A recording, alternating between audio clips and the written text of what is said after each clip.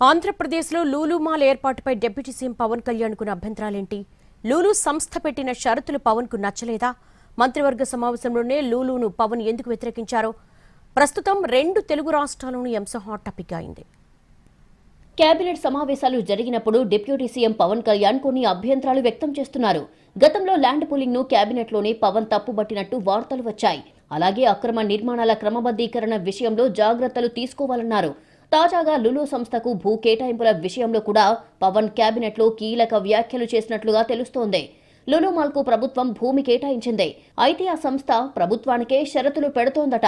కృష్ణా జిల్లా Mallavalli mega food park లో Lulu group లో భాగమైన మెస్సర్స్ ఫెయిర్ ఎక్స్పోర్ట్స్ కు 7.48 ఎకరాలను కోర్ ప్రాసెసింగ్ సెంటర్ ఏర్పాటుకు లీజుకివ్వాలనే ప్రతిపాదన వచ్చింది.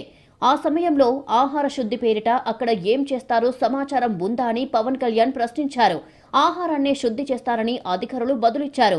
ఆహార శుద్ధి అని ఊరికే అంటే కుదరదు. అసలక్కడ ఏ పని చేస్తారు? కూరగాయలు, పండ్లు సాగు చేస్తారా? ఉద్యానవన పంటలు సాగు చేస్తారా? లేక కబేళా నిర్వహించి గోవధ చేసి ఆ మాంసాన్ని ఎగుమతి చేస్తారా అని పవన్ సూటిగా ప్రశ్నించారు. గోవధ జరగడానికి వీల్లేదని, అందుకు తాము పూర్తి వ్యతిరేకమని స్పష్టం చేశారు. ఆ తర్వాత లులు గ్రూప్ వ్యవహార శైలి, దానికి భూ కేటాయింపులు, స్థానికంగా ఉద్యోగాల కల్పన, రెంటల్ అగ్రిమెంట్ల వంటి పలు కీలక అంశాలను పవన్ ప్రస్తావించారు. లులు గ్రూప్ లో స్థానికులకు ఎన్ని ఉద్యోగాలిస్తారు?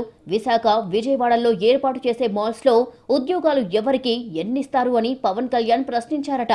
లులు గ్రూప్ తమ సొంత మనుషులను ఉద్యోగాల్లో నియమించుకునే ఆలోచనలో ఉందని, ఇక్కడ కూడా అదే పరిస్థితి ఉంటుందా అని పవన్ అనుమానాలు వ్యక్తం చేశారట. లీజు విషయంలో కూడా లులు గ్రూప్ షరతులు పెడుతోందని, ప్రభుత్వానికి షరతులు పెట్టడం ఏంటని పవన్ ప్రశ్నించారట. రాష్ట్రానికే తమ అవసరం ఉందన్నట్టుగా లులు గ్రూప్ వ్యవహరిస్తుంది అనే అభిప్రాయం కేబినెట్లో వ్యక్తమైనట్టు తెలుస్తోంది. లులు మాల్కు విశాఖపట్నం, విజయవాడలో స్థలం కేటాయించడంపై వైసీపీ తీవ్ర అభ్యంతరం వ్యక్తం చేసింది. విశాఖపట్నంలో 2014-19 మధ్య టీడీపీ అధికారంలో ఉన్నప్పుడు ఆర్కే బీచ్ ఎదురుగా ఉన్న 13.43 ఎకరాల భూములను మాల్ నిర్మాణం కోసం ప్రభుత్వం కేటాయించింది. రహదారితో పాటు గ్రాండ్ ఎంట్రన్స్ కోసం అడ్డంగా ఉన్న విశ్వప్రియ ఫంక్షన్ హాలును భూ మార్పిడి విధానానికి గ్రీన్ సిగ్నల్ ఇచ్చింది. వైసీపీ ప్రభుత్వం ఏర్పాటయ్యాక లులు మాల్ కోసం జరిగిన భూ కేటాయింపులు రద్దు చేసింది. ఏపీ ఐఐసీ పరిధిలో ఉన్న స్థిరాస్తిని విఎంఆర్డీఏకు బదలాయించేలా ఆదేశాలు జారీ చేసింది. దీంతో పెట్టుబడుల ప్రతిపాదనలను ఉపసంహరిస్తున్నట్టు లులు అప్పట్లో బహిరంగంగా ప్రకటించి సంచలనం రేకెత్తించింది. కూటమి ప్రభుత్వం అధికారం చేపట్టిన తర్వాత లులు తెరపైకి వచ్చింది. హార్బర్ పార్క్ ఏరియాలో children's amusement park, food court, 8 స్క్రీన్లతో ఐమాక్స్ మల్టీప్లెక్స్లను నిర్మించేందుకు లులు సంస్థ ప్రతిపాదించింది. భారీగా రాయితీలు, మినహాయింపులు కోరింది. వీటన్నిటికీ సమ్మతించిన ఏపీ సర్కార్ ఈ ఏడాది మార్చి 26న జీవోఎంఎస్ నంబర్ 45 జారీ చేసింది. అలాగే విజయవాడలో పాత బస్టాండ్ స్థలాన్ని లులు మాల్ కు కేటాయించాలని ప్రభుత్వం నిర్ణయం తీసుకుంది. దీనిపై అన్ని పక్షాల నుంచి వ్యతిరేకత వచ్చింది. విజయవాడ సెంటర్లో ఉన్న 5 ఎకరాలను 500 కోట్ల విలువైన భూమిని ఓ మాల్ కోసం ఇవ్వడం ఏంటని వైసీపీ, లెఫ్ట్ పార్టీలు ప్రభుత్వాన్ని ప్రశ్నించాయి. ప్రభుత్వ నిర్ణయాన్ని వ్యతిరేకిస్తూ పెద్ద ఎత్తున ఆందోళన చేశాయి.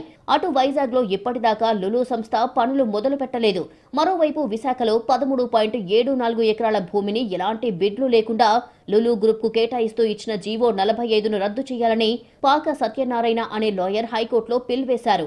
అలాగే విజయవాడలో 4.15 ఎకరాల ఆర్టీసీ బస్ డిపో స్థలం కేటాయింపును రద్దు చేయాలని మాజీ మంత్రి వడ్డే శోభనాధీశ్వరరావు హైకోర్టులో పిల్ వేశారు. డిప్యూటీ సీఎం పవన్ కళ్యాణ్ కేబినెట్లో లేవనెత్తిన అంశాల ఆధారంగా లులు గ్రూప్ ఏపీలో చేపట్టే ప్రాజెక్టులపై సందేహాలు వ్యక్తమవుతున్నాయి. లులు సంస్థకు చెక్ పెట్టే ఆలోచనలో ప్రభుత్వం ఉందా అనేది చర్చగా మారింది.